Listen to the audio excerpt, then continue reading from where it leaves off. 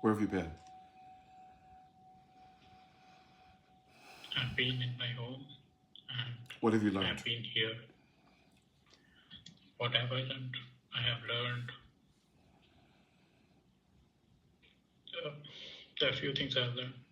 One of them being I use label is not the thing. The label is Or not the thing. Yeah. Okay, what do you mean the label? Or word is not the thing. Basically. The word is not the thing. Okay. Yes. Example? Yes. Example would be one of the tweets that you posted by David Deutsch. Okay, good. What tweet is that? Sorry? Which tweet is that? Can you read it, please? I think the tweet about...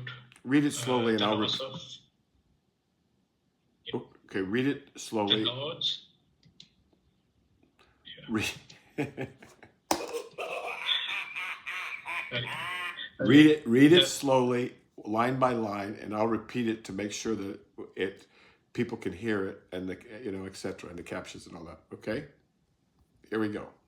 Okay. The laws of physics are simply a description that, when misused, lead to poor thinking. The laws of physics are merely a description which, when used poorly, lead to poor thinking. True. Okay.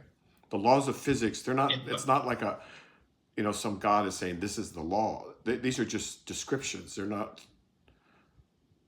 people imagine them as some kind of divine or ordained thing, but they're just descriptions. And that's very important to understand deeply, or your science goes wonky and your thinking goes wonky. All right, next line. Next line is, in biology also, multi-level abstractions are also the best fit for understanding multiple minds nested within a single organism. Example, multiple Russian dolls. Well, that's kind of a non sequitur, even though I wrote it. Okay, in biology also, what? In biology also, multi-level abstractions are also the best fit.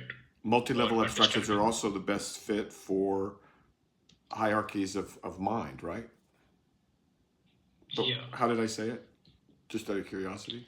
Yeah, I think you were quite close. It was like, are also the best fit for understanding multiple minds nested within a single organism. Yeah. Like Russian dolls. Yeah. Yeah. So basically, we know that we have a mind in the brain. Actually, we've got several of them, and we know that if we cut the corpus callosum, if we take the brain, let's see. Here you can see it in this cross section here. Okay, this is the brain, right? I just took this part of I just took this cortex off. Between the two cortices, there's this thing called the corpus callosum. This is like a big band of effectively wires going from one hemisphere to the other, connecting the two halves of the brain. If you cut that thing, you get all kinds of strange things, including multiple minds. Also, we have, although it's a little bit, frankly, I'm a clinician, so I've worked with this stuff, and multiple personality disorder, it may exist. I've never seen a true case where they couldn't be reintegrated, which says to me that it's one overarching personality. But we can hypothesize it. I just don't want to make it the basis for any kind of, the foundation for any kind of scientific or philosophical edifices, because it's a little bit shaky. But anyway, we do know that there are multiple minds within the brain. Using minds loosely. And there's also minds within tissues, of course, because tissues have to solve problems, novel problems. Your kidney gets some kind of weird electrolyte in there and it goes, what do I do with this? Chromium. I'm not genetically engineered to deal with chromium or something like that. And so it has to solve the problem, like the liver too. So thank you for letting me point these things out to people. That science is advancing, thank God, and this is the way it's gonna go in this century. All right, keep going. Yeah. Thank So, you. My question What did that have to do with regarding David this was, Deutsch? What did that have to do with David Deutsch?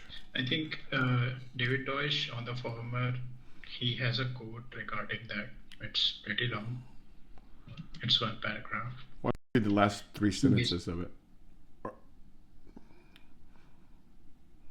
Last three sentences are like, the last sentence is, there's no reason to expect that just because that's a low-level description, there isn't also a high-level explanation and description. I think Good. No, that's I it. lost a lot of context here. That's good, because we've been worshiping at the altar of reductionism, materialist reductionism, for the last, I don't know, 250 years, and we've hit a brick wall, right? I mean, literally a brick wall with quantum mechanics, especially. And so it's time to move on and go back to what, I mean, if you look over the centuries, that was considered kind of lame. But we were able to do a lot of engineering, even if our science kind of hit a wall. And so the next step will be getting past that. And I think probably quantum mechanics will help with that. But the point, now people may not know who David Deutsch is. David Deutsch is the guy who's considered the father of the quantum computer. Very, very smart guy. And a book I can recommend to everybody, whether it doesn't matter whether you're atheist or you're a material reductionist or whatever you might be. Read The Beginning of Infinity by David Deutsch. It's a very good read. Okay, have you read it? No, I read a little bit of it, but all right, it's you can read it. It's divided up into chapters. You can just read a chapter at a time when you feel like it.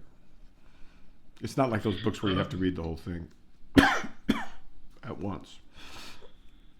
All right, sir. So my question is, I feel like all this are just knowledge, in the sense the way Zen Buddhists talk about it, and I get it, like that is important, like these things are important, especially for communication purposes. But the problem with, like, the thing that Dharma talks about is these are still labels, and the reality need not follow whatever labels we put it up. Like whatever theory we may come up, there can be certain exceptions, and which always happens because reality is way more complex than what we can assign labels and theories to. Either much more complex or much simpler, right? So good. Now, what would Krishnamurti say about what you just said? Honestly, he would kind of say, word is not the thing. Exactly. He would say exactly the same thing. And so what the Zen masters of old would say, and the Taoists definitely, what is it? There's one version of the Tao where it says, the Tao that can be spoken is not the eternal Tao.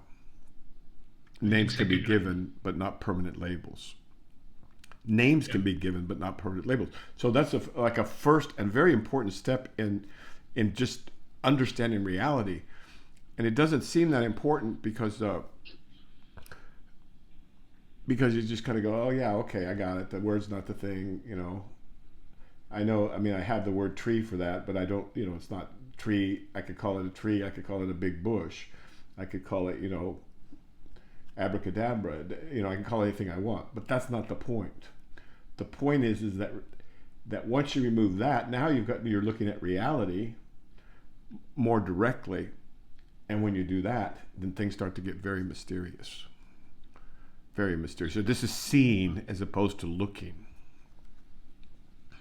Yeah, like sometimes people have like fights about definitions and all, and with this perspective in mind, it feels pretty trivial. Like, do you know, people fight. Have you heard of Ludwig Wittgenstein? Heard of it, but I haven't. Why don't you look it up and give us the first two sentences from Wikipedia on Ludwig Wittgenstein. Witten. This is important that you know. I mean, if you're going to be a well-rounded man, which looks like you're going to be. I think from the Stanford Encyclopedia of Philosophy, it's like considered by some to be the greatest philosopher of the 20th century. Considered by some to be the Ludwig greatest played- philosopher of the 20th century. Go ahead. Yeah, Ludwig played a central role, if controversial, role in mid-20th century analytic philosophy. Okay, so He good. continues to So influence. that's plenty. The Stanford Encyclopedia of Philosophy says that he may be the most important philosopher, excuse me, of the 20th century. But what did he say? Well, he said two things in his Tractatus. You've read the you haven't read the Tractatus. At some point, you're going to want to read the Tractatus of Wittgenstein. It's only like maybe 20 pages, and it's well written. It's fun. It's good, and you should read it. And then but his message was this: is that most of Western philosophy is just word games. That when you really boil it down, it comes to people not using the words the same way. And what I want to propose is that consciousness studies are the same thing. Everybody's got a different opinion. Forgive me. It's because they're using words in different ways. All right, now I'll let you talk. Go ahead. Ludwig Wittgenstein. Yeah, so, That's called word games. yeah, Formally. word games. Formally. All right, go ahead. So is it about Ludwig or Mike? I just want to make sure that you're aware of him. You know? Yeah. I'm an old man. I have these paternal feelings, I guess, towards the younger generation, and I just want them. You know, there's certain things that are important to be aware of, just so you can know what happened just immediately before your generation. And Wittgenstein if he's not already the rage, will be the rage, because what he's saying is very true, that most of philosophy, if not all of it, comes down to word games. Because that circles this, so that shows you. So not only has physical science hit a hard wall. Now I'm not talking about engineering or computation, by the way. I'm talking about the physics and things like that. Those have hit a wall. Philosophy has hit a wall also. That's the point, I guess. And you should know that very, very bright people. And Ludwig had a lot of insight. Wittgenstein. So just so when his name comes up, you'll know something about who he is, and then later you can read the Tractatus, or read the work that was published after he died. He only published like 20 pages formally in his lifetime. Good guy. He like fought in World War I. It changed him forever, and he spent most of his life trying to help other people. Interesting guy. All right, keep going. Yeah, so my problem with it was, it's like I've been using that same thing as a reasoning for almost everything, especially, like, for example, last week we were discussing about a koan, right? A what? Where a monk. A what? Sorry? Last week. Koan. Oh, koan, yeah. Zen Koan. Koan. Zen Koan. Yes, sir. Yeah.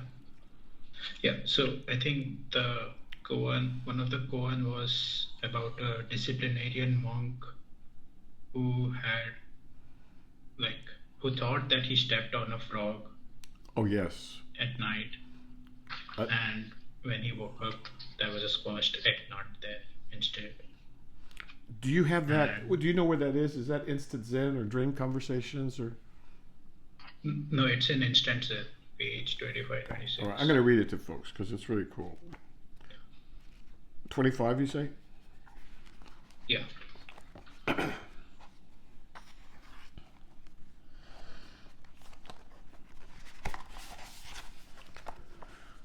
It's called Saving Energy.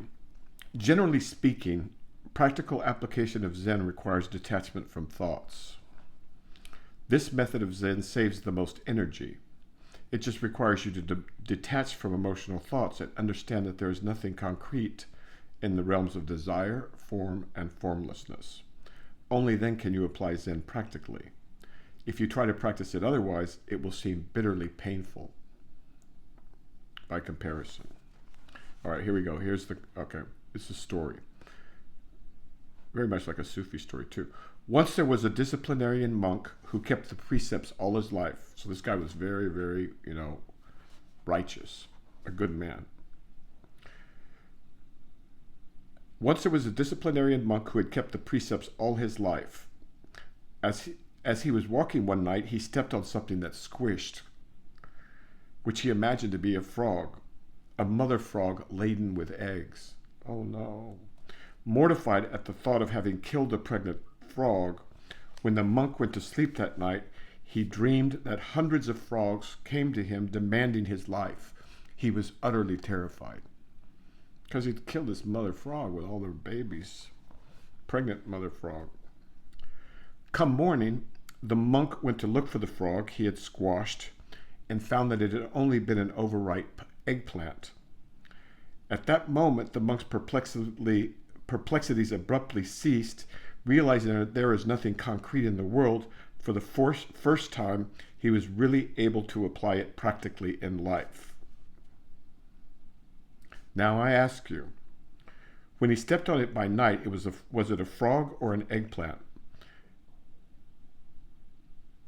If it was a frog, yet when he looked at dawn, it was an eggplant. If it was an eggplant, yet there were frogs demanding his life the night before. Can you decide? So, okay, and then there's a little verse. Feelings of frogs may be shed, but the idea of eggplant remains. If you would be free of the idea of eggplant, strike the evening chime at noon. Okay.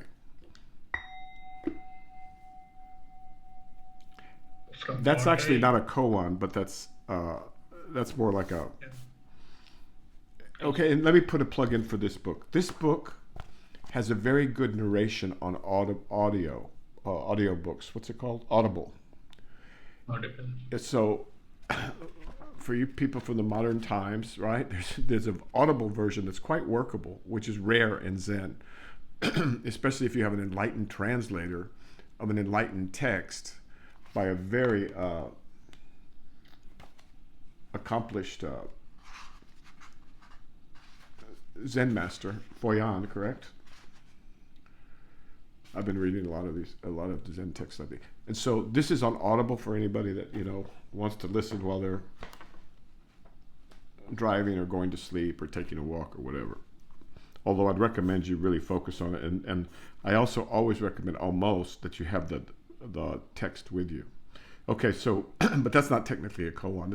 It's a teaching story. Yeah. So, from what I understood, it's still the same thing that we were discussing earlier. The label is the problem here. I feel like if you would... I take it back where he asked you to decide whether he was right to be afraid at night. Then it becomes a koan. So I take that. Forgive me. They aren't usually that generous, right? In koans, they require you to work more. But go ahead. What are you going to say? I was going to say the verse basically says, like, it acknowledges that the frogs were not real, but the idea of eggplant remains. And if you would be free of the idea of eggplant, strike the evening chime at noon. I feel like it's again pointing to the fact that frogs, eggplants are still labels to the things. Or am I interpreting it in a wrong way? The teachings. You're missing the koan part. The koan part is where he asks you to decide. He asks you to decide which is it. For communication purposes, I would say eggplant, but I would say... Go ahead. I would say it's still just naming things. It's So the still question is, how do you discriminating. decide? How do I decide? My question is, do I need to decide? Yes, that's the whole koan. Yeah, that's the whole No, point. but Is emotional suffering real, or is the eggplant real?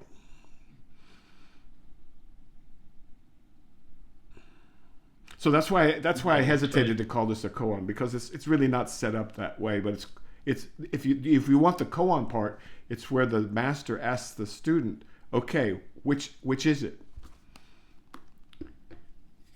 If you call this a stick, you affirm it. If you call it not a stick, you negate it. Which is it? Nothing. It's just a thing. Bam, bam.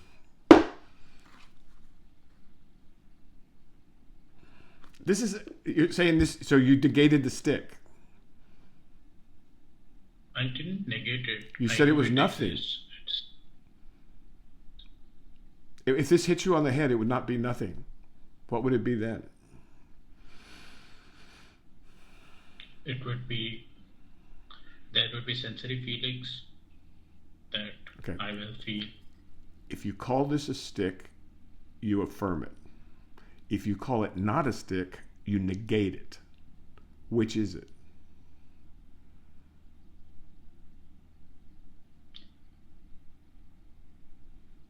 If I call it a stick, I affirm it. If I don't call it a stick, I negate it. What do you mean by affirm it? What? If I call it a stick, You what affirm do you it. mean by affirm it? You say it's a stick. You say there's a stick there. Yeah, for communications What I'm trying to purposes, do yeah, is it move you is a to the stick. next level. Okay, we know that you've discovered and you've learned, and that's fantastic, by the way. Good. Oops. Sorry. Sorry. That's It's fine. fantastic that you've learned that things are not the labels. That's good. So now what we want is you to move to the next level up. So if you call this a stick, you affirm it. If you call it not a stick, you negate it.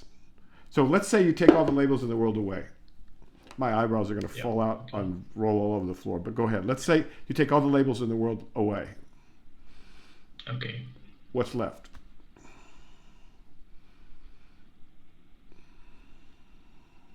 We can't discuss that because there doesn't exist any label.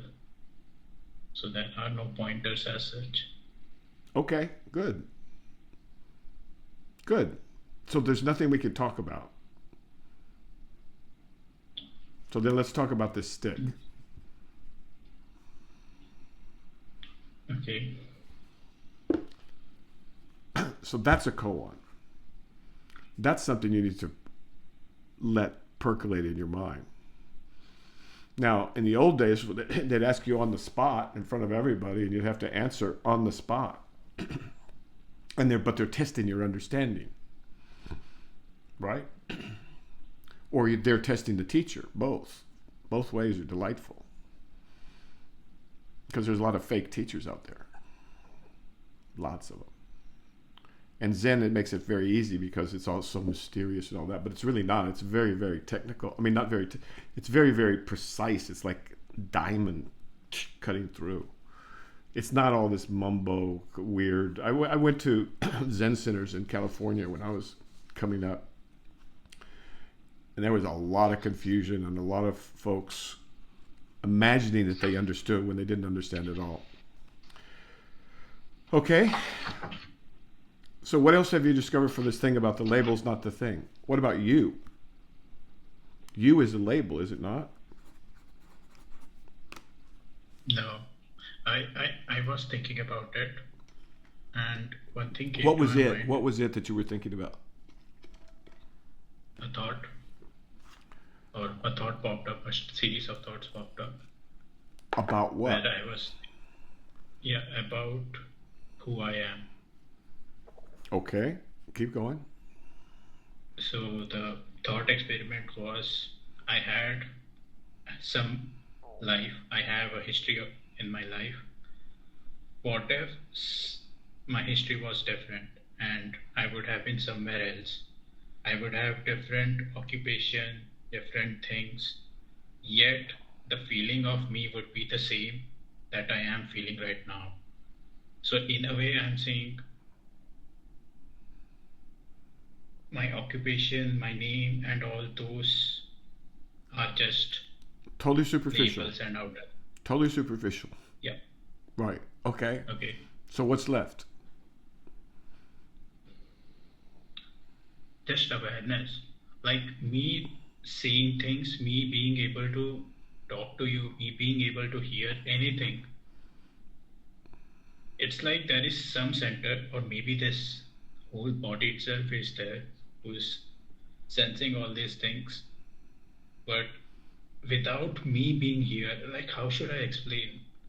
I don't think I can see things if I was not there, if there was no awareness in me. Or like how, I don't know how can I talk about it. It's it's like without this I wouldn't be seeing anything. But without your eyes, ears, nose, mouth, sensory organs, you wouldn't be feeling Okay. anything either. Yeah, but that kind of happens when I sleep, and I still have a distinct sense of me-ness when I am in my dream. Are you sure That it was happens in your sleep?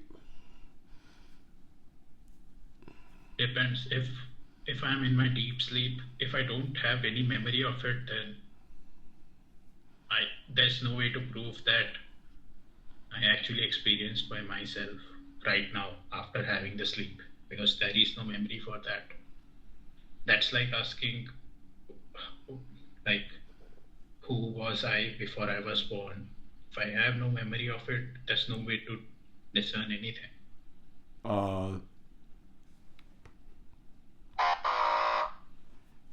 False. But let me tell you a story. When I was a young man, real young, maybe, I don't know, 8, I fell asleep one day and I went into this deepless, dreamless sleep. And the next thing I remember was I started dreaming, and I dreamt I was walking through these tall grasses. And I knew they were tall because they were rubbing against my leg. And then the next thing I know, I woke up from that dream, and there was a fan blowing, and a corner of the sheet was rubbing against my leg, exactly where the tall grasses were. Okay? So from that, you can infer certain things about the sensory organs and whether they're asleep or not, even in deep sleep. So I just tell you that story so you can contemplate it and ask yourself if something like that has happened to you. It's quite common, right? But was that even deep sleep when you were able to dream things and remember it? No, I'm saying I was in deep sleep, and when I started dreaming, I dreamt of tall grass. The fan didn't turn on when I started dreaming, did it? But you know about the dreaming, but you still don't know whether you were in deep sleep for sure, right? I'm inferring that. Okay, that's true. But you know, an 8-year-old boy, when he lies in a bed and he falls asleep, he thinks he's in a bed falling asleep. So you can forgive him for that, right? Yeah, Okay, that's good. fine. All right. Okay, good. Now, so you're saying there's no way to know. So what's this thing? So before you were born, when was that?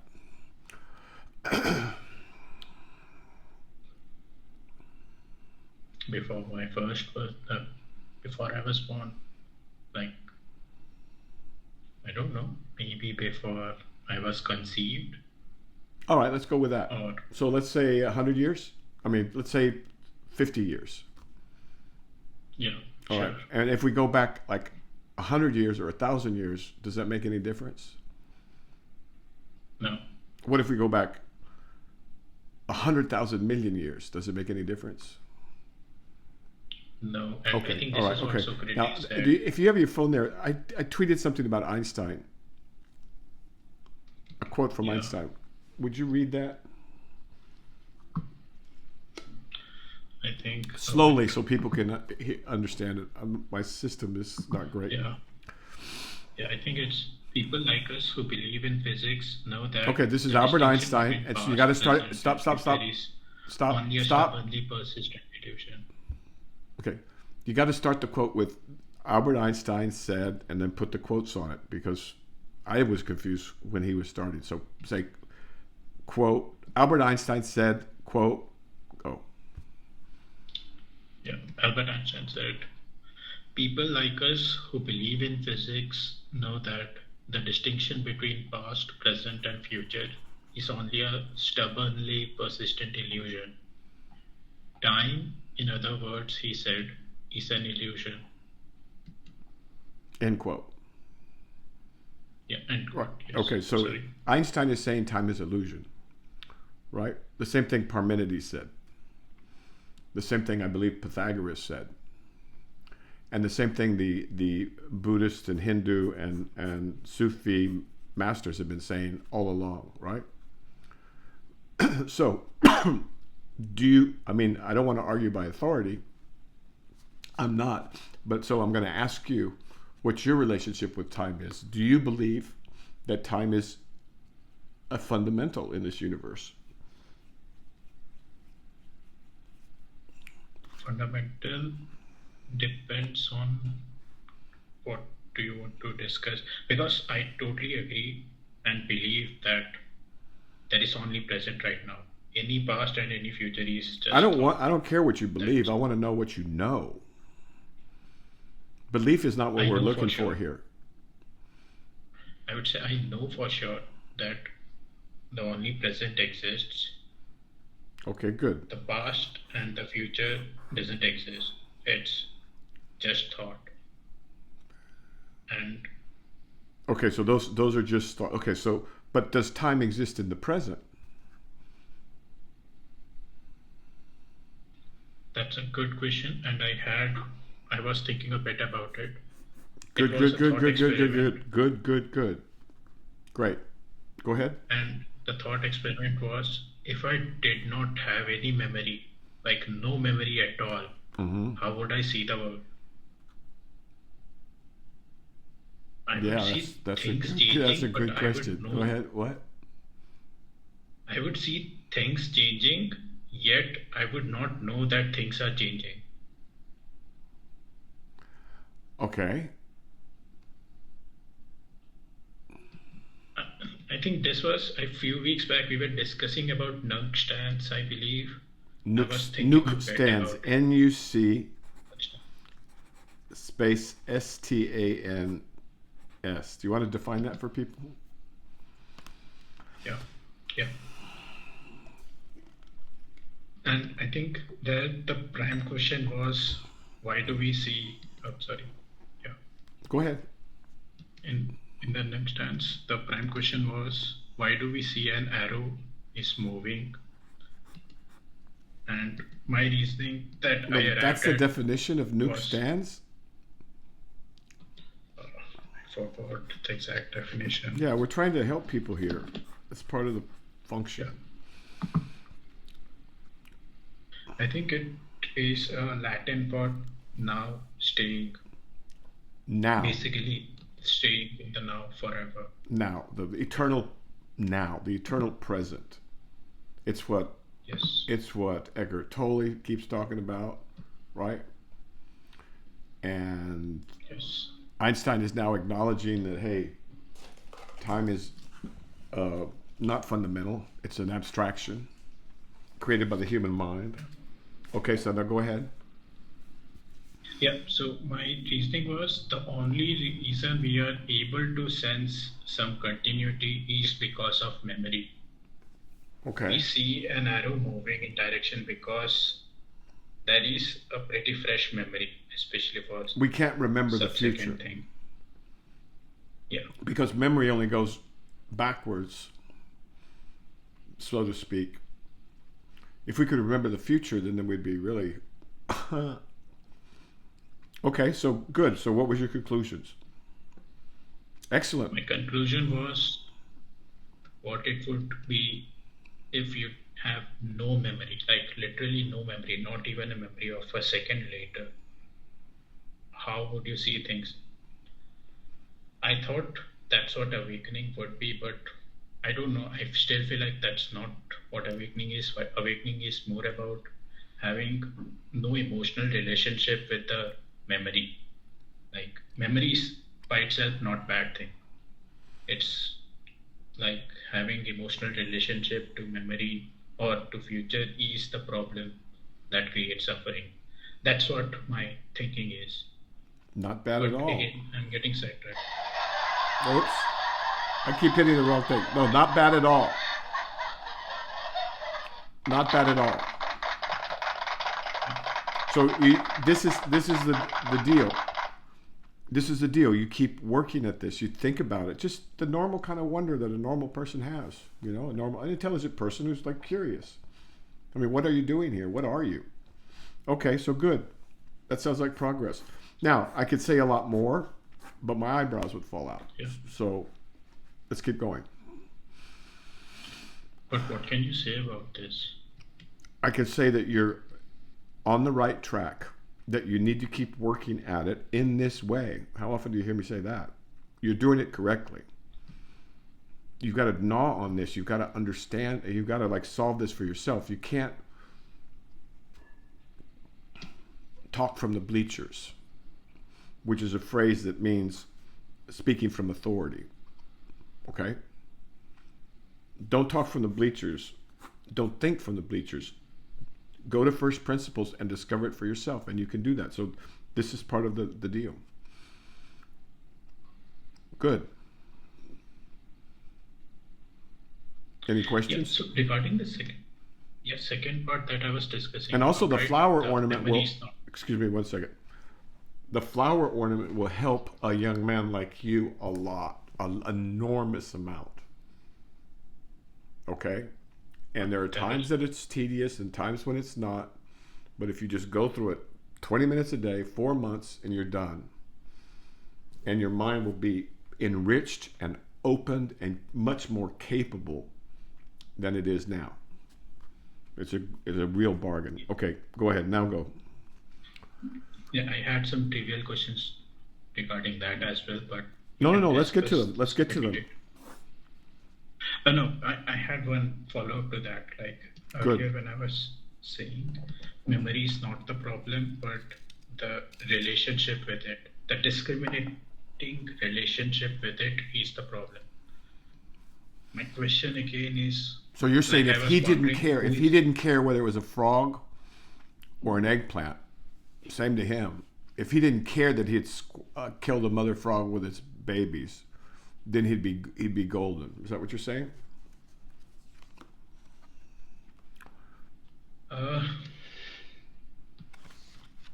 Yes I would say or yes. no? I would say yes. Yes. Okay. I would say yes. And So enlightened masters it's don't care simple. whether they squash a frog with baby eggs in it. It's harsh. I would definitely say that. Okay, but my it's a question category. again comes back. It's a category error. Very good. Yeah. Good. All right. Yeah. Good. So now you see Yeah. how how Foyan in Instant Zen, how he's laying a foundation for you to like understand the difference between the frog and the eggplant. Right? Because if we take away the labels, what are the two things? What do they represent? If you look away the labels, what does it mean? For the frog, Say, take away the labels. what does it Okay, no, take away the symbols. One is a frog, one is an eggplant. Yeah. Okay, well, I'm going to cut to the chase. God forgive me for doing this with a beautiful koan. But the frog represents emotional. See, when you do this with koans, you destroy them, and so I have to beg for forgiveness for this. But with the frog, there was an emotional angst because he was attached to the emotion, or the thought had an emotion attached to it, and he follows it, right? With the eggplant, Yes. who cares? It's just a thought. Now, is reality feelings or thoughts? To simplify horribly, That's kind of the question he's asking you. Sorry. Is reality feelings or thought? That's the question he's asking. He's saying, what page was it? 26 something? Yeah, 25, 26.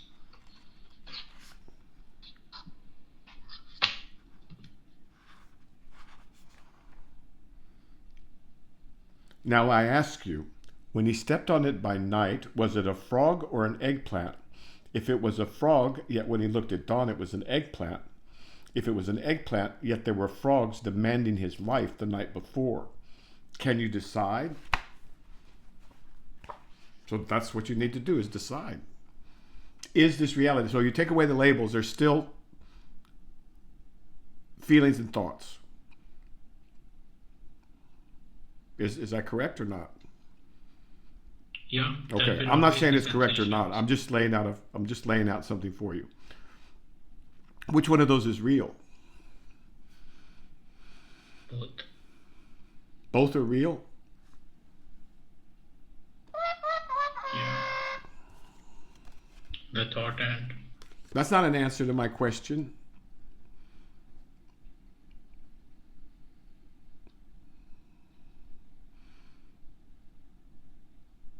Can you repeat again? No. Sorry for that. We'll do that later. Okay, let's keep going.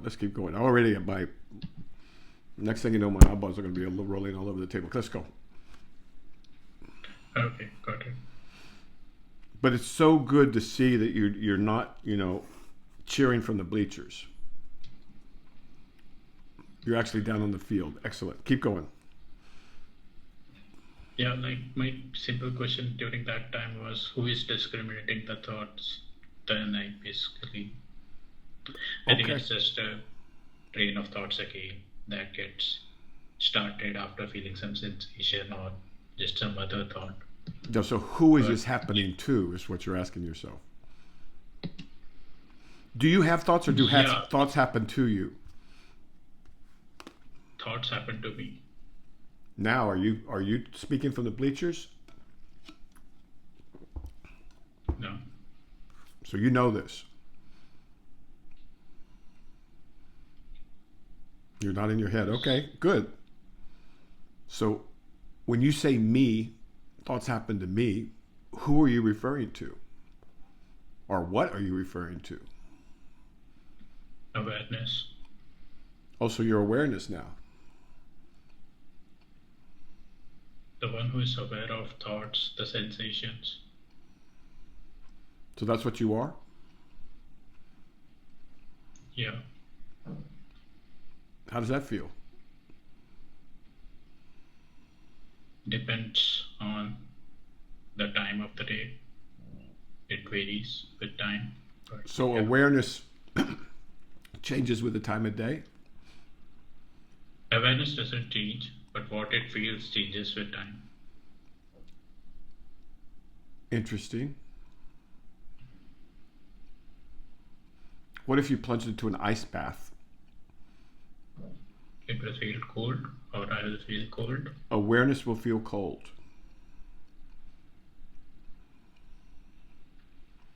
It will sense the coldness, I would say. But cold is again discriminating things. Okay. So it will just, there will be just a feeling of cold. Like, I have to use the word cold because we are communicating. There's no other way to talk about it. Where does your awareness stop?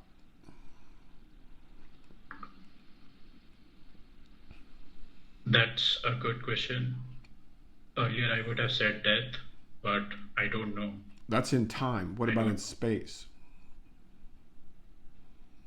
In space, right now it's my body. There is still separation for me. It still hasn't dissolved. Let this book dissolve that for you. Seriously. All right, good. Really good.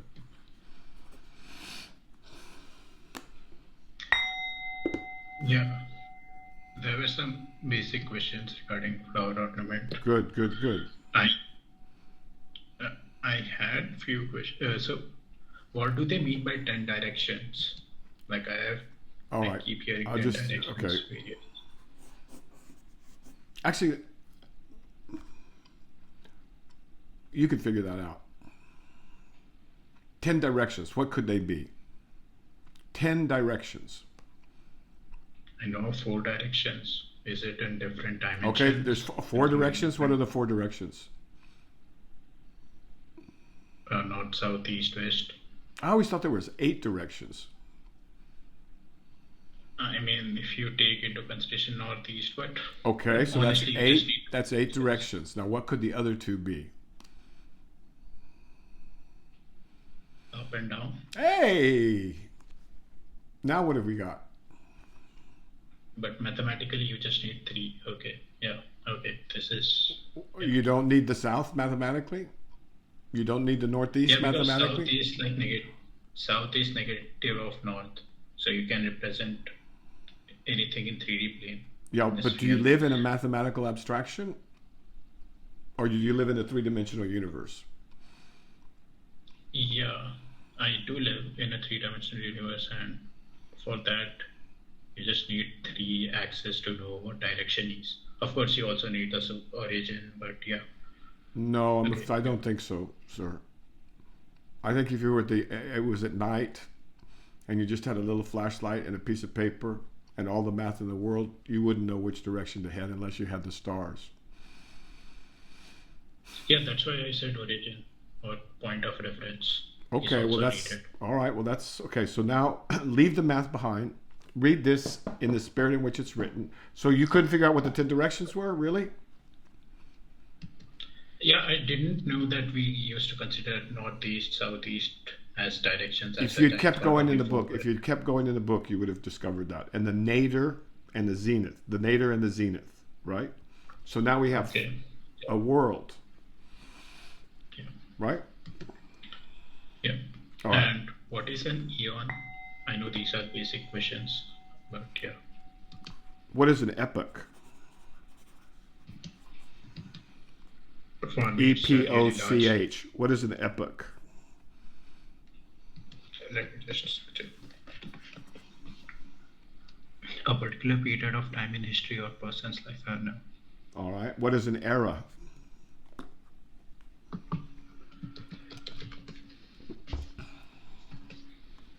A long and distinct period of history, a system of chronology. These are all vague terms. Oh, they are? Okay. Now, what is your question? Eon, I guess even What is an is eon? in the same place. You guys studied Einstein, right? In college and stuff? Hmm. What is a day and the And night in the you know- world, diamonds blazing?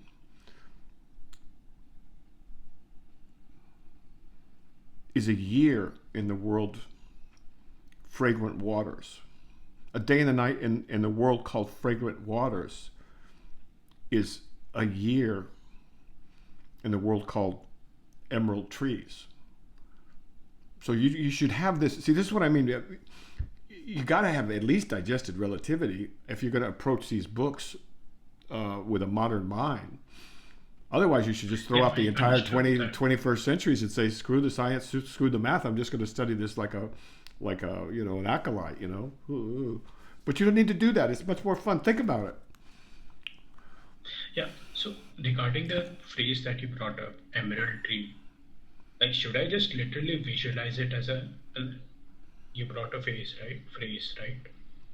A day, year A tree is with emerald a year. leaves. Yeah, a tree with emerald leaves and a diamond trunk. Yeah. Like literally visualize it as Why? like a diamond. If I ask you to visualize a badger, Badger, is that so Yeah. hard?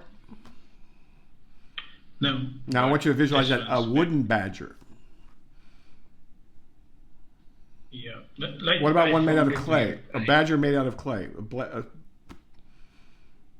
Yeah. It's easy. Yeah. What's the Again, problem? yeah. Open your mind. This is There's what no it's. problem. I found that- It's trying to open your mind. So yes, as you go through, let these things flow through your mentation. Let your mind expand and soften and open. Right? These guys know what they're doing. All right. Yeah, I just wanted to make sure, like Of I course. just No, that's wanted to fine. make That's sure fine. that- That's what I'm here for. to a point. Okay, yeah, and I was going through the first book, and I don't know, it feels like there's a lot of repetition, like it's No kidding. four, five, six, The first book is one of the ones five. that's difficult and tedious. Yeah, like, should I just literally read through all of them? It's literally just saying how people attained awakening in various different format. Like I said, it's a psychoactive text. It's a psychological instrument. These guys know what they're doing. Sutra has been around a long time because it works. This is the summit of Sutra. I mean, you can't deny that. I mean, no one's going to deny that if they've ever read it. Okay, so yes, it does not, appeal to the impatient or to the lazy. But to the serious man, give it some time. Like I said, 20 minutes a day. And just keep going. You'll see. Got it. All right, sir? Yeah. Got it. And then all the Zen stuff, all the Zen things will be trivia to you. Just boop, boop, boop. You'll understand it all. But you need a better mind for that. And it's trying to give you a better mind.